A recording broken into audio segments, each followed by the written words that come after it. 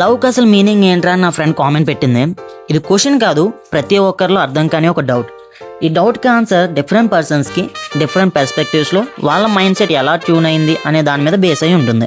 కొంతమందికి ఈ answer caring అయితే, మరి కొంతమందికి పొసెసివ్నెస్. మళ్ళీ ఓవర్గా పొసెసివ్నెస్ ఉండకూడదు, డౌట్ అని ఫీల్ అవుతారు. ఇంకొంతమందికి ఫ్రీడమ్, కానీ ఎక్కువగా ఇస్తే పట్టించుకోవట్లేదని వేరే పర్సన్కి షిఫ్ట్ అయిపోతారు. 24 అవర్స్లో మ్యాక్సిమం టైం వీళ్ళకి ఇవ్వాలి, కానీ టైంకి సెటిల్మెంట్ లేకపోతే మళ్ళీ రిలేషన్షిప్ దొబ్బుద్ది. ఇది మెన్ అయి ఉండొచ్చు, ఉమెన్ అయి ఉండొచ్చు. ఇది జెండర్ కాదు, న్యూట్రల్ థింగ్స్ ఇవి. మరి నా ఆన్సర్ ఏంటి అంటే కమిట్మెంట్. తను నా పిల్ల లేదా వాడు నా వాడు అనే థాట్ కంటే నేను తనకే సొంతం. Either happiness are sad, free flow are hurdles, ఏదైనా తనతోనే అని కమిట్మెంట్ ఉంటే లవ్ ఉన్నట్టే. ఎందుకంటే లవ్ అనేది ఫీలింగ్ మాత్రమే కాదు, ఒక రెస్పాన్సిబిలిటీ.